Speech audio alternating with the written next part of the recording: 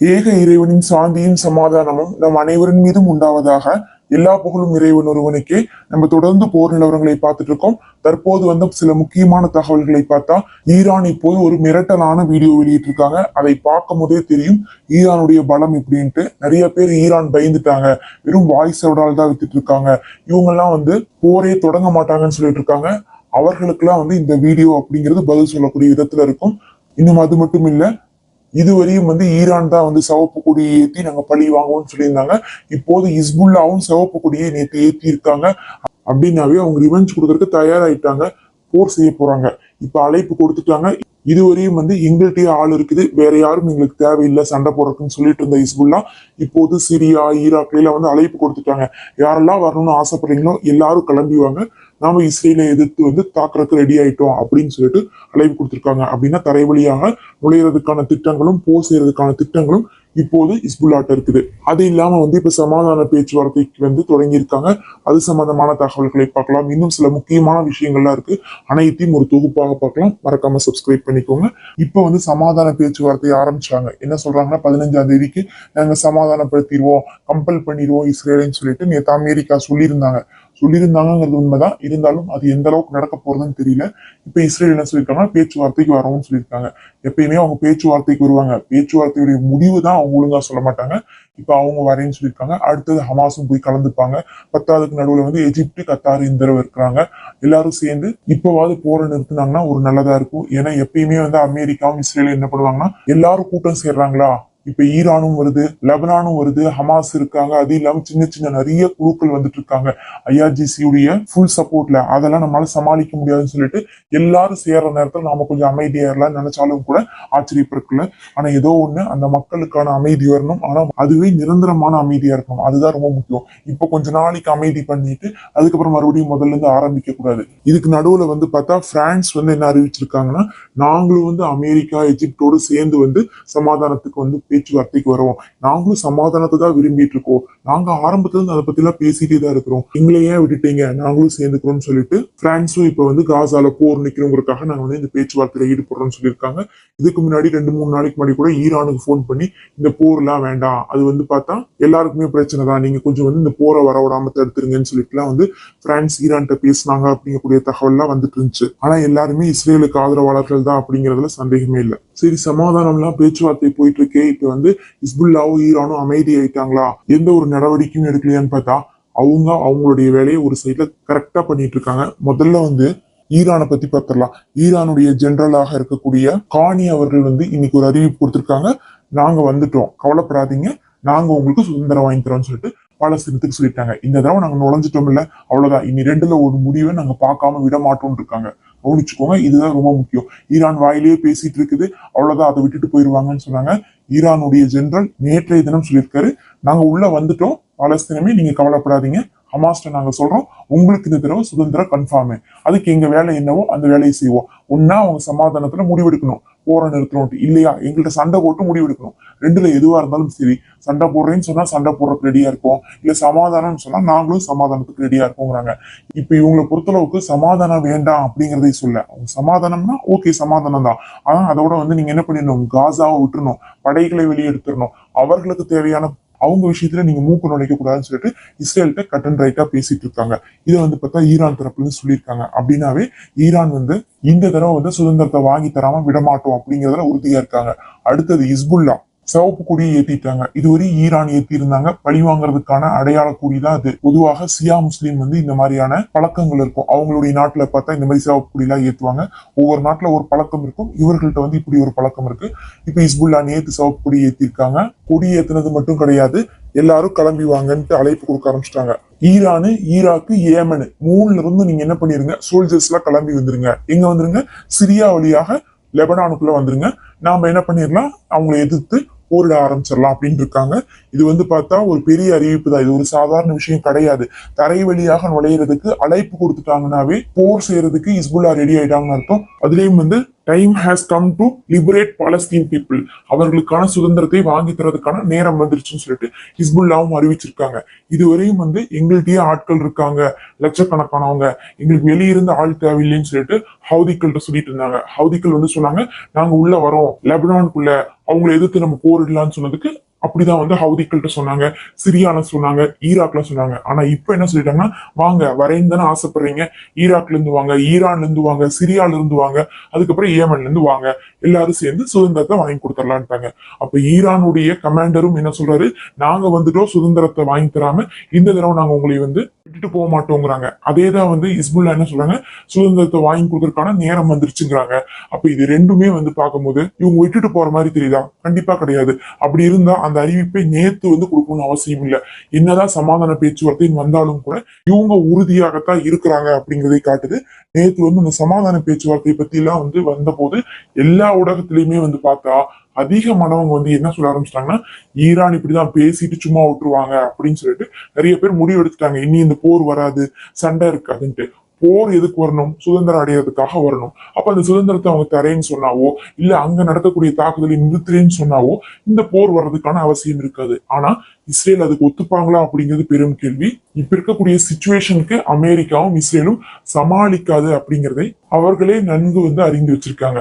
தொடர்ந்து வந்து ஈரானை மிரட்டுறாங்க, உண்மைதான், உங்களுக்கு பொருளாதார தடை வந்துரும், உங்களுக்கு வந்து நாடு பின்னோக்கி போயிரும் அப்படின்லாம் மிரட்டுறாங்கன்னா உண்மைதான். ஆனா அவங்க பக்கம் ஒரு மைனஸ் இருந்தா இவர்களுக்கும் ஒரு மைனஸ் இருக்கு. இப்ப அமெரிக்காக்குள்ள என்ன பிரச்சனைனா எண்ணெய் வளமே எங்கிருந்து வருது? அங்கிருந்து தான் வருது. இப்ப நேத்து ஒரு நாள்ல மட்டுமே பார்த்தா கச்சா எண்ணெய் அப்படிங்கிறது வந்து 76 இருந்தது, 79 ஆயிடுச்சு. அப்ப இவ்வளவு எச்சானதுக்கு யாருக்கு நஷ்டமா இருக்கும்? ஈரான் வாங்க போறாங்களா, சவுதி வாங்க போறாங்களா? அவங்களும் வாங்க மாட்டாங்க, அவங்களும் வித்துட்டு இருக்காங்க. அவங்க இடத்துலதான் அந்த எண்ணெயே கிடைக்குதுன்னா அப்ப எண்ணெய் அவங்க வெளியே கொடுக்குறாங்கன்னா பொருள் எச்சானா அது யாருக்கு லாபம்? ஈரானுக்கு சவுதிக்குலாம் லாபம் தான். நஷ்டம் யாருக்கு? அமெரிக்கா இஸ்ரேல் போன்ற எல்லாருமே, நாம எல்லாருக்குமே வந்து பார்க்கும்போது இந்தியா முதல் கொண்டு யாரெல்லாம் வாங்குறாங்களோ எண்ணெய் அவர்களுக்கு தான் அப்ப நஷ்டம். அப்ப இவங்க மறைமுகமா உங்களுக்கு பொருளாதார தடை வரும், உங்களுடைய நாடு பின்னோக்கி போயிடும் சொல்லிட்டு அமெரிக்கா ஈரானுக்கு எச்சரிக்கை கொடுத்தாலும் எண்ணெய் விஷயத்துல பார்க்கும்போது அதே கஷ்டத்தை வந்து இவங்களும் அனுபவிப்பாங்க. இப்ப ஈரான்ல பண நெருக்கடி வருதுன்னா உடனே என்ன பண்ணுவாங்க, அவங்க எந்த பொருளை வந்து வெளியே வந்து விற்கிறாங்களோ அதுக்கு விலை ஏற்றுவாங்க. அப்ப என்ன ஆகும், ஆட்டோமேட்டிக்கா உலகத்துல வாங்கக்கூடிய அனைவருக்குமே அந்த பிரச்சனை வரும். அதனால வந்து அமெரிக்கா வந்து மிரட்டுறதுக்காக சில வார்த்தைகள் சொல்றாங்க. அதுல வந்து அதிக பாதிப்பு யாருக்கு இருக்குன்னு பார்த்தா அமெரிக்காவுக்கும் இஸ்ரேலுக்கும் தான் இருக்கு. இப்ப எல்லா ஆய்வாளர்களும் அதான் சொல்லிட்டு இருக்காங்க, மக்கள் தான் வந்து ஈரான் சண்டை போடல, அவங்க ஒரு வாய்ஸோட விட்டுட்டு விலகிடுறாங்க அப்படின்னு நினைச்சுக்கிறாங்க, அமைதி ஆயிடுறாங்க, இனி தாக்கலாம் மாட்டாங்க, இது சும்மா வந்து பந்தாக்காவ பேசுனதுன்னு நினைச்சுக்கிறாங்க. அப்படிலாம் கண்டிப்பா கிடையாது. அவங்க ரெண்டு பேருமே லெபனானும் ஈரானும் சண்டை போடுறதுக்கு தயாரா இருக்கிறாங்க, முடிவோட இருக்கிறாங்க. அதே நேரத்துல இஸ்ரேலும் அமெரிக்காவும் இப்ப சண்டை போடுற நிலைமையிலேயே இல்லை. அதுதான் பிரச்சனை. ஏன்னா இந்த போரை வந்து ஆரம்பத்துல போய் சவுதி டீம், இன்னொன்னு வந்து என்ன சொல்லியிருக்காங்கன்னா ஜோர்டான் டீம் சொல்லிட்டாங்க நீங்க வான்பரப்ப தராதீங்கன்ட்டு. அது உண்மைதான். அதனாலதான் இப்போ ஒரு நெருக்கடியும் வந்துட்டு இருக்கு ஈரானுக்கு. ஆனா அந்த நெருக்கடியை ஓவர் கம் பண்றதுக்கு அவங்க அதுக்கப்புறம் வேற லொகேஷனை செலக்ட் பண்ணிட்டாங்க. அது அவங்களுக்கு கொஞ்சம் செலவு ஜாஸ்தி ஆகும். ஆனா ஜாஸ்தியானா கூட வேற லொகேஷனை செலக்ட் பண்ணிட்டாங்க. 1000 கிலோமீட்டர் தள்ளி போய் அங்கிருந்து தாக்கலாம்னு நினைச்சிட்டாங்க. இப்ப அந்த பிரச்சனை முடிஞ்சிருச்சு. ஆனா அதே அந்த போர் ஆரம்பிச்சு கொஞ்ச நாள் போகிறதுக்குள்ளேயே ஈரான் சொன்ன மாதிரியே ஈரான் பக்கம் வந்து பலம் அதிகமாயிருச்சுன்னா, ஈரான் தாக்கி இஸ்ரேலும் அமெரிக்காவும் ஒரு வழி ஆயிட்டாங்கன்னா என்ன ஆகும்னா உடனே இஸ்லாமிய நாடுகளை என்ன பண்ணிடுவாங்க, ஈரானுக்கு ஜம்ப் பண்ணிடுவாங்க. அவங்களோட வந்து சப்போர்ட்டுக்கு போயிட்டாங்கன்னா எல்லா முஸ்லீம் நாடுகளும் ஒட்டுக்கா சேர்ந்துட்டாங்க. அதுக்கப்புறம் நம்மளால ஒண்ணுமே பண்ண முடியாதுங்கிற நிலைமை இப்ப அமெரிக்காவுக்கும் இஸ்ரேலுக்கும் வந்துடும். அது ரொம்ப பிரச்சனை. முதலே 6 நாடுகள் சேர்ந்தெல்லாம் போர் செஞ்சாங்க. அப்ப எப்படி தோத்தாங்கன்னு பார்க்கும்போது இந்த எஜிப்ட் கடைசி நேரத்துல காலை வாரி விட்டாங்க. அவங்க பண்ண சூழ்ச்சியில தான் அந்த 6 நாடுகளும் 6 நாள்ல தோத்தாங்க. அப்ப வந்து அமெரிக்கா இஸ்ரேல் வந்து உள்ளக்குள்ள இருக்கக்கூடிய ஆள்களுடைய சூழ்ச்சியை வச்சுதான் அவங்க காப்பாத்திட்டு இருக்காங்க. உள்ள இருக்கக்கூடிய ஆட்களையே பிரிச்சு விட்டுருவாங்க. ஆட்களை பிரிச்சு விட்டு சூழ்ச்சி செஞ்சுதான் ஜெயிச்சுட்டு இருந்தாங்க. ஆனா அது எல்லா நேரத்திலயுமே நடக்காது. இப்போதைக்கு நடந்துட்டு இருக்கு. நாளைக்கே ஈரான் வந்து இப்ப யாரையும் நாங்க நம்பாம தான் இறங்கிட்டு இருக்கோம், நீங்க அவங்களுக்கு சப்போர்ட் பண்ணாதீங்கன்னு தான் சொல்லிட்டு இருக்காங்க. தவிர எங்களுக்கு சப்போர்ட் பண்ணுங்கன்னு கூட கேட்கல. எங்களை நீங்க தடுக்காதீங்க, அமெரிக்கா இஸ்ரேலுக்கு சப்போர்ட் பண்ணாதீங்க, நாங்க எங்க வேலையை பார்த்துக்கிறோம்னு சொல்லிட்டு இந்த தடவை ஈரானு சொல்ல போனா ஈரான் சவுதி எல்லாம் நம்பின பாடே கிடையாது. அவங்க நம்புறதே சியா முஸ்லிம்களை தான் நம்பிட்டு இருக்காங்க. ஈரான், லெபனான், சிரியா, ஈராக்னு சொல்லிட்டு இந்த 4 குரூப் தான் என்ன பண்ணிட்டு இருக்காங்கன்னா போருக்கு ரெடி ஆயிட்டு இருக்காங்க. இவங்க எல்லாம் நம்பி ஒண்ணு அவங்க இறங்கல. அப்படி இருக்கும்போது இவங்க 4 சேர்ந்து வரும்போது நிறைய குரூப் ஆயிட்டாங்க. எல்லா பக்கம் சின்ன சின்ன குழுவா அதிகமானவங்க இருக்காங்க. எல்லா தரப்புல இருந்தும் தாக்கும் போது ஈரானும் சமாளிக்காது, சமாளிக்காது. அப்படி சமாளிக்காம அவங்க தோத்து போற நிலைமை வரும்போது மத்த முஸ்லீம் நாடுகள்லாம் இவங்க தான் பெருசுன்னு இவங்களுக்கு பயந்துட்டு நம்ம சப்போர்ட் பண்ணிட்டு இருந்தோம். மத்தபடி இவங்களுக்கும் நமக்கு என்ன இருக்குன்னு சொல்லிட்டு அப்படியே அந்த பெல்ட்டி அடிச்சிருவாங்க. என்னைக்கு அந்த 6 நாள் போர்ல தோத்தாங்களோ அதுக்கப்புறம் தான் இப்ப அடக்கி வாசிச்சுட்டு இருக்காங்க. சவுதி ஆகட்டும், ஜோர்டான் ஆகட்டும். அதுக்கு முன்னாடி அவங்களும் போர் செஞ்சவங்க தான் அந்த 6 நாள் போர்ல. அப்ப இவங்க பயந்துட்டு தான் அமெரிக்காவுக்கு அடங்கியிருக்காங்களோ தவிர ஜெயிக்கிறதுக்கு வேற ஆள் இருக்குதுன்னா, அதுவும் நம்மளுடைய முஸ்லீம் ஆட்கள் அப்படின்னா வாங்க சேர்ந்துக்கலாம் பழையபடின்னு சொல்லிட்டு சேர்ந்துருவாங்க. அதுக்கு நாமளே இடம் கொடுத்துடக்கூடாதுன்னு சொல்லிட்டு அமெரிக்காவும் இஸ்ரேலும் யோசிச்சுட்டு இருக்காங்க. அதே நேரத்துல சமாதான பேச்சுவார்த்தைன்னு ஒண்ணு ஆரம்பிச்சாங்களே, நேத்து என்ன பண்ணி வச்சிருக்காங்க, எல்லா இடத்துலயுமே சிரியால இருக்கக்கூடிய, ஈராக்ல இருக்கக்கூடிய அவங்களுடைய ஏர்பேஸ்ல எல்லாம் கொண்டு போய் விமானத்தையும் ஆயுதத்தையும் இறக்கிட்டே இருக்கிறாங்க. எதுக்காக இறக்குறீங்க? நீங்க தான் சமாதானத்துக்கு பேசிடுவோம், கண்டிப்பா இஸ்ரேல் ஒத்துப்பாங்கன்னு சொல்றீங்களே அமெரிக்கா.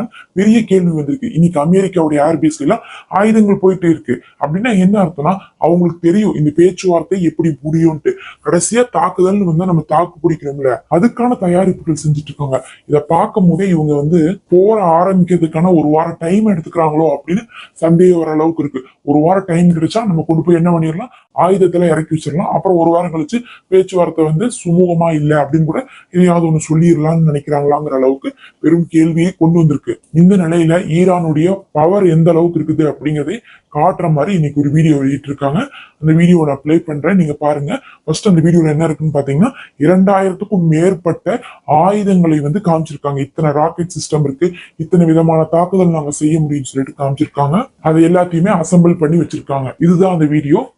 இது மட்டும் இல்ல, அதுல அவங்க காட்டுறாங்க நாங்க கடல்ல சண்டை போடுறதுக்கும் தேவையான மிசைல்ஸ் எல்லாம் வச்சிருக்கோம். 1500 கிலோமீட்டர் வரையும் தண்ணி கடியிலேயே போய் கப்பலை தாக்குமாமா. அந்த அளவுக்கான தாக்குதலுக்கான எல்லா விஷயமே வச்சிருக்கேன்னு சொல்லிட்டு ஈரான் சொல்லியிருக்காங்க. இதுவரையும் உலகமே காணாத 2000 புது ஆயுதங்களை கூட நாங்க வச்சிருக்கோம். இதுவரையும் உலகமே காணாத இப்படி எல்லாம் ஒண்ணு இருக்கான்னு தெரியாத ஆயுதங்கள்லாம் இதுல இருக்குதுன்னு சொல்லிட்டு ஈரான் அறிவிச்சிருக்காங்க. அதே நேரத்துல இதெல்லாம் கம்மி தான், இன்னும் நிறைய இருக்குது, நாங்க அதெல்லாம் வெளியே கொண்டு வரல, இந்த தடவைக்கு இவங்களுக்கு இது போதும் அப்படின்னு சொல்லியிருக்காங்க. இந்த இடத்துல நம்ம அமெரிக்காவுடைய ப்ராஸ்பர்ட்டி கார்டியனை பத்தி கொஞ்சம் நினைச்சு பார்க்கணும். என்னென்ன பேசுனாங்க, நாங்க உடனே ஹவுதிக்குள்ள அப்படி பண்ணிடுவோம் இப்படி பண்ணிடுவோம்னு சொல்லிட்டு கூட்டு சேர்ந்துட்டு போய் அங்க உட்கார்ந்தாங்க. ஏராளமான நாடுகள்ல இருந்து போர்க்கப்பல்லாம் வந்துச்சு. அமெரிக்கா இருக்கிறாங்க, யூகே இருக்கிறாங்க, இன்னும் பிரான்ஸ் வந்தாங்க, இன்னும் எத்தனையோ நாடுகள் வந்தாங்க.